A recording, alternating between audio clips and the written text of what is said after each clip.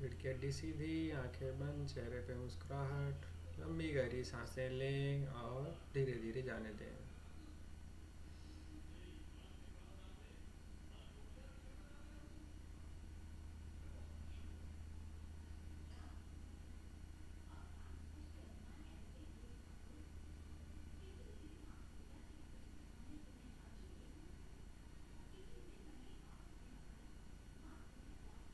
ओंकार के लिए सांस लें।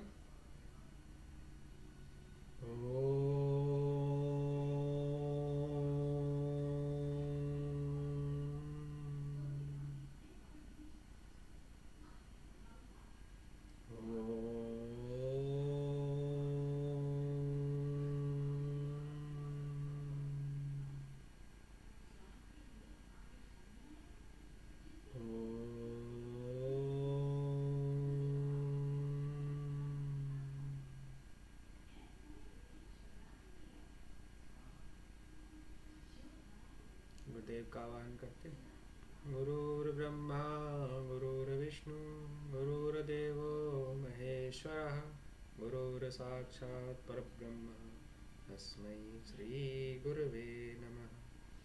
तस्मै श्री श्री गुरुवे नमः। निश्चिंता के भाव के साथ मुस्कुराते मुस्कुराते आंखें खोलेंगे।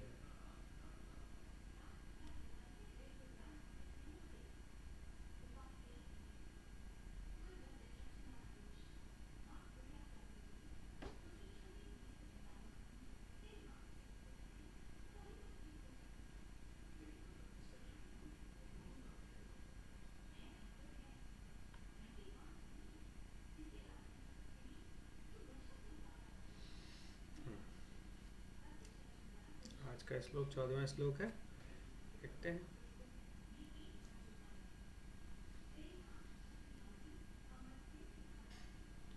कमल दलामल कोमल कांति कला कलितामल भाल लते। कमल दलामल कोमल कांति कला कलितामल भाल लते। सकल विलास कला निलय क्रम केलि चलत कल हंस कुले। सकल विलास कला निलय क्रम केलि चलत कल हंस कुले। अलिकुल संकुल कुवलय मंडल मौलि मिलत बकुलालिकुले। अलिकुल संकुल कुवलय मंडल मौलि मिलत बकुलालिकुले। जय जय हे महिषासुर मर्दिनि रम्यक परदिनि शैलसुते। जय जय हे महिषासुर मर्दिनि रम्यक परदिनि शैलसुते।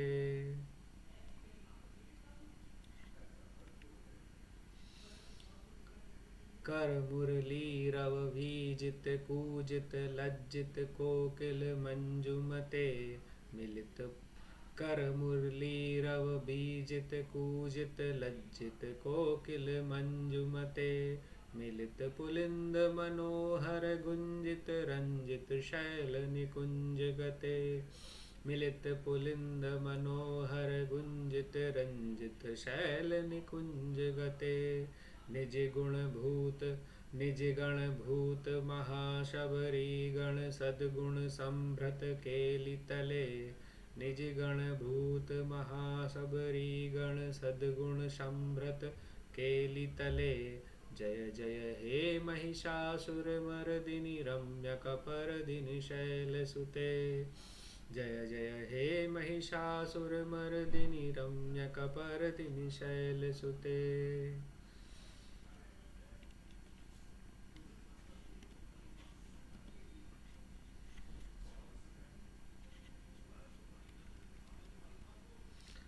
कटितट पीत दुकूल विचित्र मयूख तिरस्कृत चंद्र रुचे।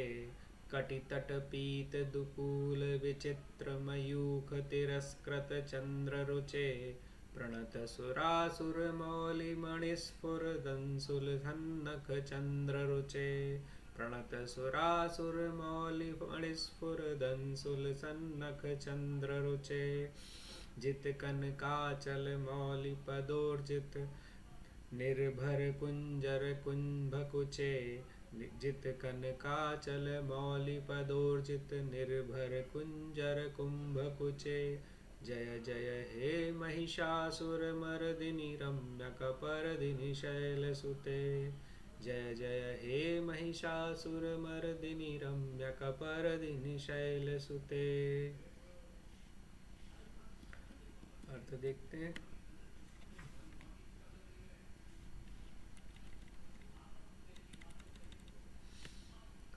कमल दलामल कोमल कांति, कला कलितामल भाल लथे। अब देवी के जो माथा है, भाल है, उसकी का सुंदरता का वर्णन है। तो कैसे बताया है कि जैसे कमल के फूल की निर्मल पंखुड़ी की सुकुमार उज्जवल आभा से सुशोभित, जैसे कमल की पंखुड़ी होती है उस तरह से उतना है, निर्मल है और उसी तरह से आभामान है। भाल कांतिमती है, भाल लता जिसकी ऐसी हो, देवी की बात हो रही है। फिर है सकल विलास कला निलय, क्रम केली चलत कल हंस खुले। फिर है कि उनके उनके जो चाल है, उनके जो भंगिमाएँ हैं, उसमें एक कला दिखती है पूरी तरह से। किस तरह से बताया है चाल को, जैसे राजहंसों की सी सौम्य गरिमा है और उसी से कला सभी उस सुंदरता को देख के उसमें से सारी कलाएं निकली हैं। फिर क्या अगला है कि जिनकी वेड़ी में जिन उनके जो बाल सजे हुए हैं वो इस तरह से हैं, उसमें जो फूल लगे हैं कुमुदनी के और बकुल के फूल ऐसे लग रहे हैं कि जैसे भौरों ने फूल इस तरह से सजे हैं कि जैसे बाल जो हैं वो भौरे के जैसे लग रहे हैं, कि कुमुदनी के फूलों या बोल के फूलों पे भौरे चारों तरफ से घेर रखा है। और हे महिषासुर का घात करने वाली सुंदर जटाधारी, गिरिराज पुत्री तुम्हारी जय हो। फिर है कर मुरली रव वेजित पूजित, लज्जित कोकिल मंजुमते। अब इसमें है कि देवी अगर मुरली जो बजा रही हैं वो मुरली का स्वर इतने सुंदर हैं कि उससे कोयल भी शर्मा जाए, उस कूजन से, इतना सुंदर है, इतना माधुर्यमयी है। और उसी तरह से उस अवस्था में ही गाते हुए देवी अपने अपने जनों के साथ, तो जो पर्वत में ही उनका निवास है देवी का, तो पर्वत में जो निवास है वहाँ के जो लोग हैं, वहाँ जो उनके साथ में रहने वाले निज जन, जिसलिए बोला है उनको कि निजगण भूत स्पहा सबरीगण, तो जो निजगण हैं उनके साथ में वो गाते हुए देवी जा रही हैं। और किस तरह से जो वहाँ के जो पर्वत है बड़े ही सुंदर, तरह तरह के पेड़ पौधों से फूलों से सजे हुए हैं, सुंदर रंग बिरंगे लग रहे हैं वे पेड़ पौधे, जो पहाड़ियाँ हैं वो पेड़ रंगीन लग रही हैं। और वो अपने जो निज गणों के साथ में, जिन्हें जिन्हें जो जंगल में रहने वाले लोग हैं, उनमें कुछ लोग सबरी जाति के हैं, कुछ अलग हैं, उन सब के साथ में देवी क्रीड़ा करते हुए, आमोद प्रमोद करते हुए, आनंद मनाते हुए वो उस वहाँ से गुजर रही हैं। और वो लोग कौन हैं जिनके साथ में वो जा रही हैं, वो सब सद्गुण संपन्न हैं। और तो वो देवी को, हे महिषासुर का घात करने वाली सुंदर जटाधारी गिरजा तुम्हारी जय हो।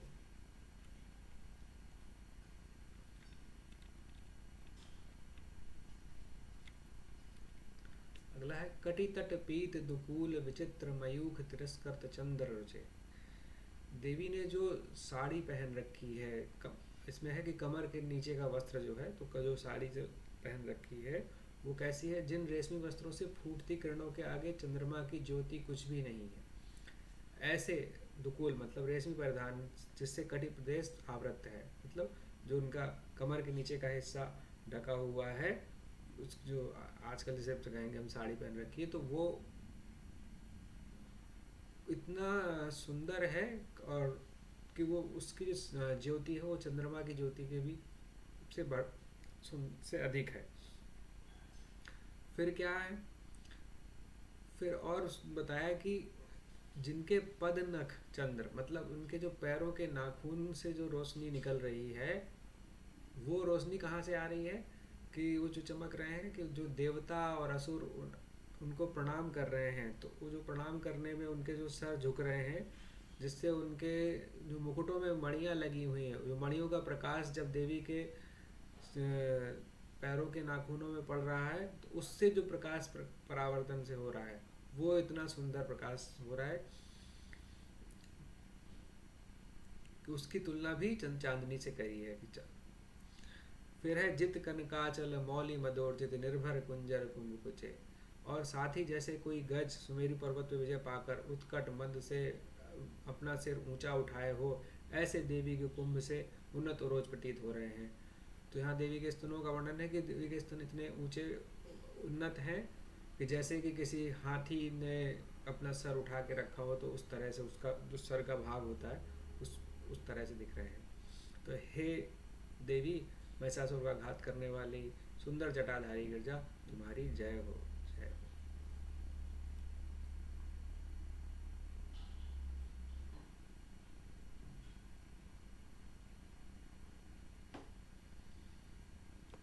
ठीक है।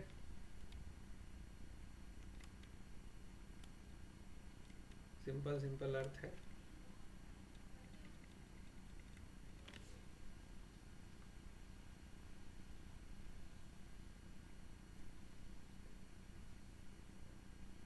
कोई प्रश्न है इसमें या सब समझ में आ गया?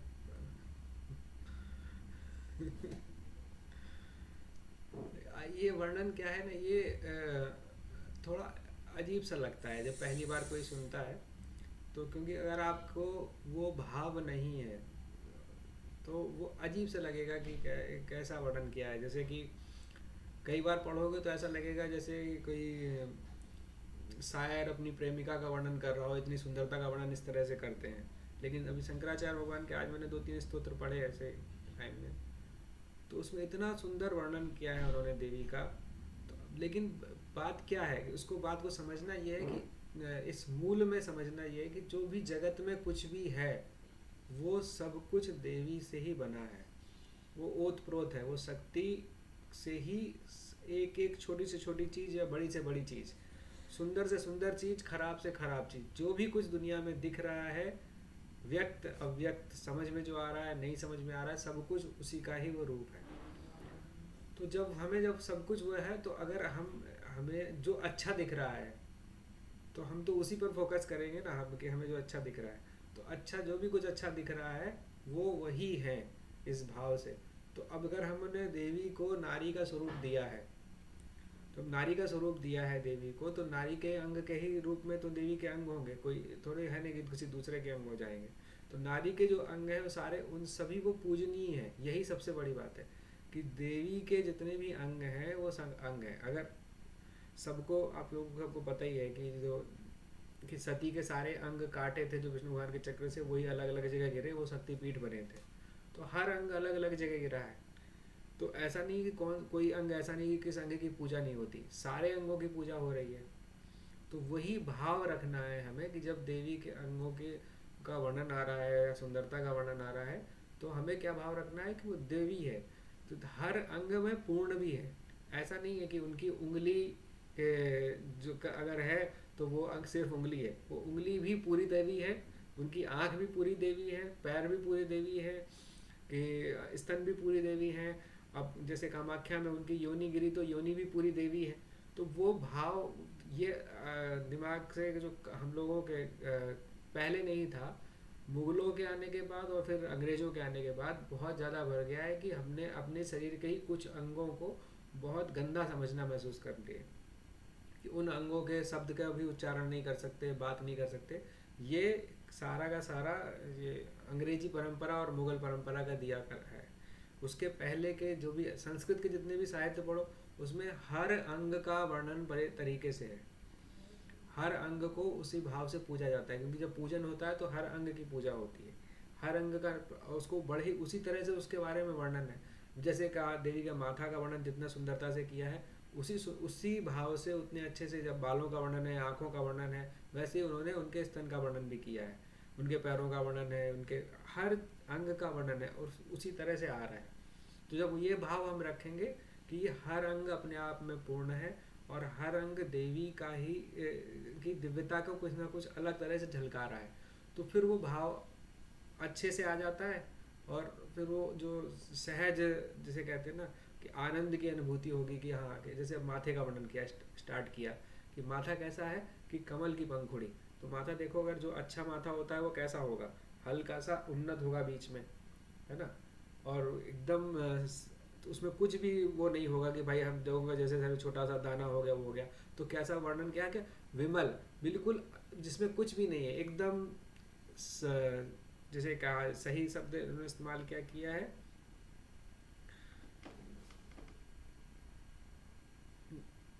जैसे कमल की पंखुड़ी होती है, अगर देखो तो कमल की पंखुड़ी कैसी होती है, हल्की सी इसी तरह से होती है उठी हुई।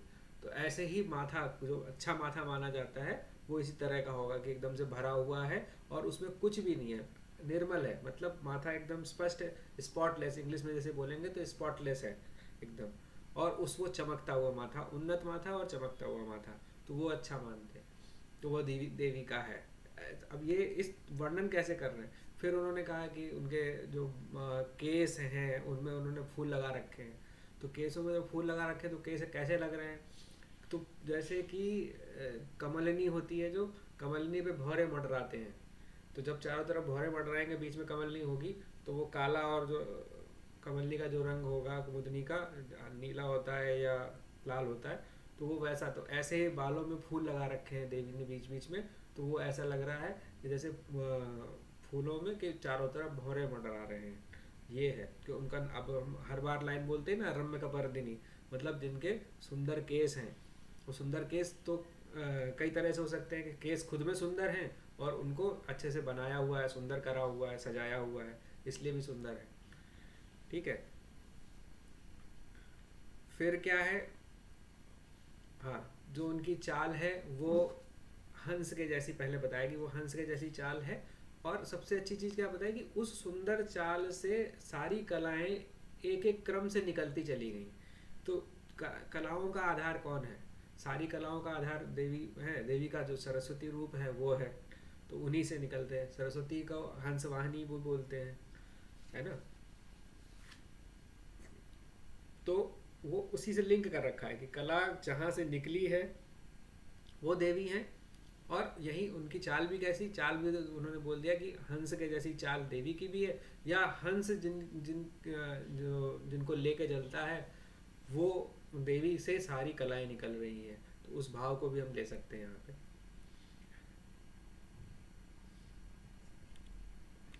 फिर अगला देखते हैं।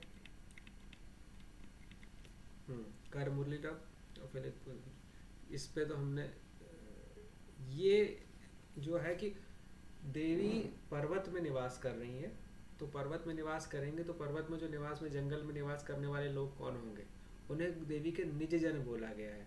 निज जन क्यों बोला गया है कि वो सब गुणों से संपन्न है, क्योंकि देवी के पास कौन आ सकता है, देवी के आस पास ही वही होगा जो उसमें जो दो दो महत्वपूर्ण बात होगी। एक होगा कि भीतर से रिक्त होना चाहिए, खाली होना चाहिए, तो जो जिसे कहते हैं ना निर्दोष या इनोसेंस, तो इनोसेंट होना बहुत ज़रूरी है पहले चीज़। तो वो जो बच्चे, जैसे अगर देखो ध्यान से, माँ के साथ में कौन से बच्चे घूमते हैं, जो ये छोटे होते हैं। ऐसा नहीं है कि 25-25, 20-25 साल के, 35 साल के बच्चे माँ के साथ घूम रहे हैं, वो कोई नहीं घूम रहा। माँ के साथ घूमते हैं 5 साल के, 6 साल के, 2 साल के, 1 साल के बच्चे घूम रहे होते हैं, या जो गोद में है बिल्कुल, तो वो माँ के साथ ही घूमते हैं, उनका पल्लू पकड़ के खड़े हुए हैं वहाँ, चाहे जितना वो परेशान कर रही, मार रही, भगा रही, फिर भी उन्हीं के पास चिपके हैं। क्यों?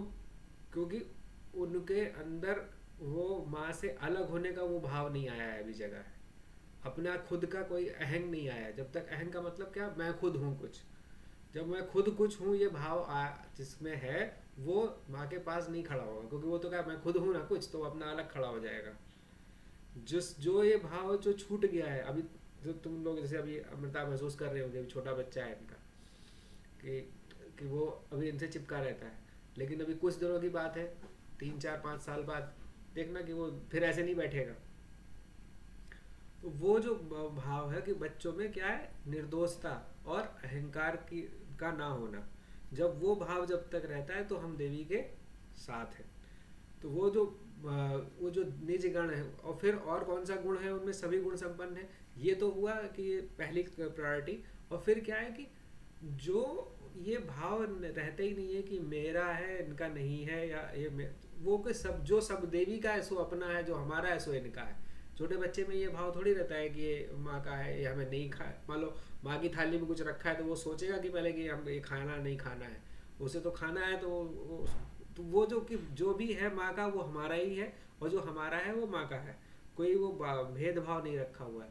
तो ये जो सर्वगुण संपन्न है, ये लोग ही माँ के साथ में चलते हैं। जो उन्होंने बोला, उनके साथ ही माँ क्या कर रही है, क्रीड़ा कर रही है, आमोद प्रमोद कर रही है, आनंद, मतलब जो फिर वो जो जिस पहाड़ी से गुजर रही है वो बहुत सुंदर है। जो पहाड़ी रंग बिरंगी लग रही है, क्योंकि भिन्न भिन्न प्रकार के पेड़ पौधे फूल हैं, फूल तो उसके कारण से रंग बिरंगी पहाड़ी लग रही है। उस रंग बिरंगी पहाड़ी में बहुत सुंदर गान करते हुए अपने निजनों के साथ में देवी भ्रमण कर रही है। ये दूसरे श्लोक में है। जो मेन मेन पॉइंट पकड़ना है कि क्या क्या है कि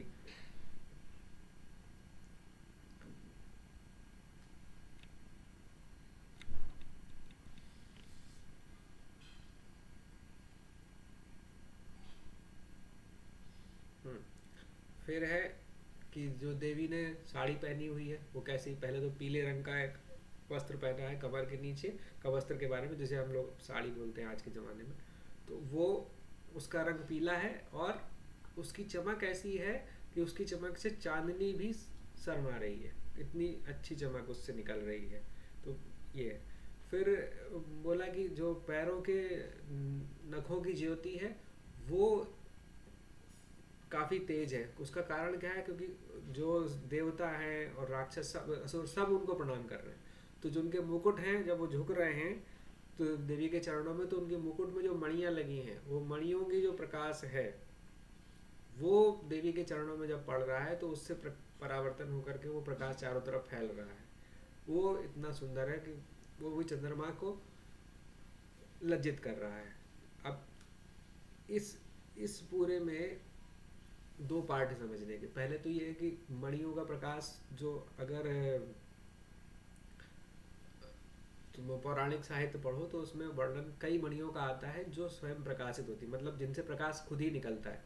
वो उनके लिए सूर्य का प्रकाश की जरूरत नहीं चमकने के लिए, वो अपने आप से ही चमकती हैं। ऐसी मणियाँ पौराणिक रूप में मानी जाती हैं। तो अब क्योंकि ऐसे देखेंगे तो फिर उसका कोई मीनिंग नहीं निकलेगा। अगर नॉर्मल मणि है तो वो उसका प्रकाश तो कुछ है नहीं। बहुत सी मणियाँ होती हैं जो अपने आप से प्रकाशित होती हैं। तो जो पौराणिक साहित्य में इसका बहुत वर्णन आता है कि मणियों से जगमगा रहा था वो, जैसे महल है, जगह है। तो वो मणियाँ हैं जो देवताओं के या असुरों के मुकुटों में लगी हुई हैं। तो उससे प्रकाश निकलना, पहला ये। फिर जो इसमें समझने की बात है कि चाहे देवता हो चाहे असुर हो, उन्हें अगर कुछ पाना है तो देवी के चरणों में ही है जो मिलेगा। और जो प्रकाश जो दिख रहा है कि और उनकी हैसियत कितनी है ये भी समझ में आ रहा है कि पैर के नाखून के बराबर हैसियत है। देवता हो चाहे असुर हो, वो उनके वो जो उनको सर की मुकुट जैसे कहते हैं ना कि मुकुट में जो मणि है उसका भी प्रकाश जब उनके नाखून में पड़ रहा है तो वो अच्छा हो जा रहा है। तो वो उनकी उस भाव से देखें कि चाहे असुर हो चाहे देवता हो, कोई भी है, वो देवी के क्या, वो उनकी नाखून से भी नहीं। आज से मैं एक स्तोत्र पढ़ रहा था, वो शेयर करता हूँ, इससे लिंक है कि शंकराचार्य भगवान बोलते हैं कि अप्सराओं को बनाया कैसे ब्रह्मा जी ने।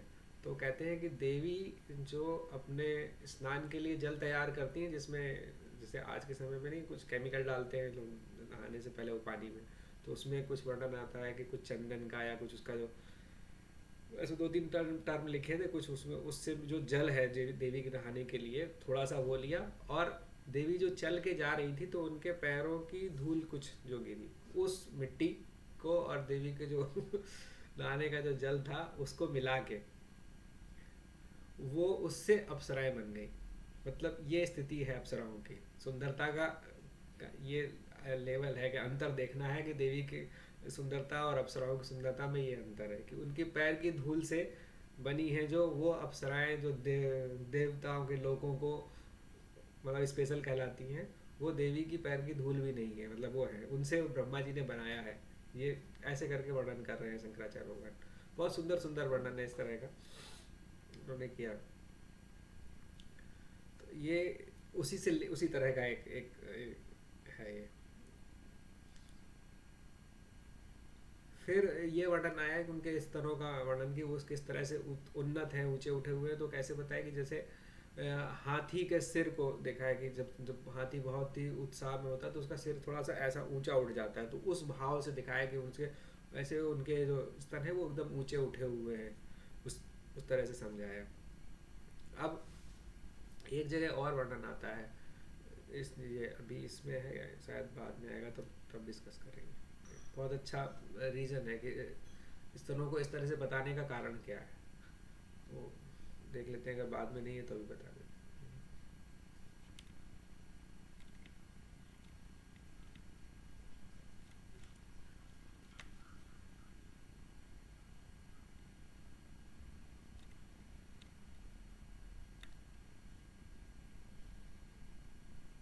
लास्ट में है,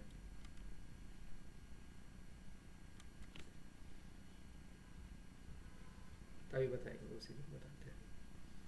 ठीक है, अभी इससे रिलेटेड कोई मन में प्रश्न उठाओ तो करें।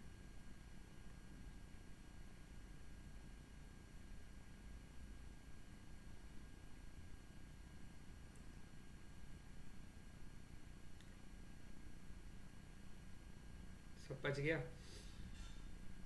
बहुत बढ़िया। चलो 1 डेढ़ मिनट भगवान का नाम लेके फिर कल मिलते हैं।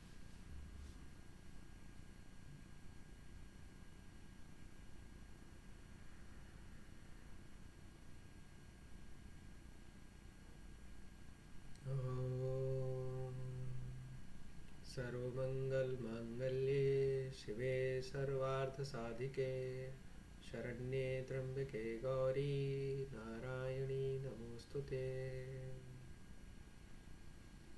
सर्वमंगल मांगल्ये शिवे सर्वार्थ साधिके शरण्ये त्र्यंबके गौरी नारायणी नमोस्तुते। सर्वमंगल मांगल्ये शिवे सर्वार्थ साधिके शरण्ये त्र्यंबके गौरी नारायणी नमोस्तुते।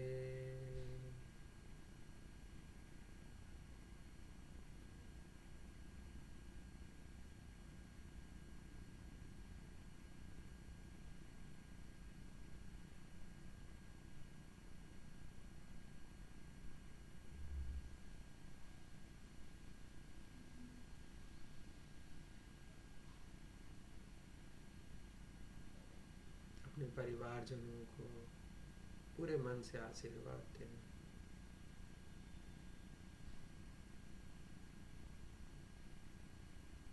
संपूर्ण जगत को आशीर्वाद दें।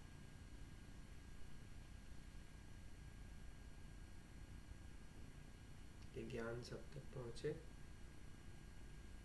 इस भाव के साथ मुस्कुराते मुस्कुराते आंखें खोल लें।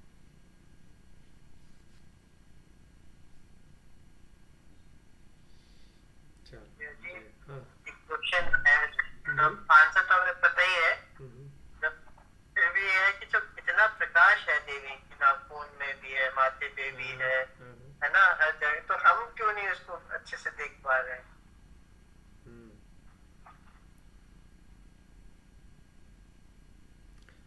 तुम तो साइंटिस्ट हो तो तुम्हें तो बहुत आसानी से बता सकते हैं, बाकी लोगों को तो हमारी आँखों की देखने की क्षमता लाइट की जो है वो बैंडविड्थ पता ही है।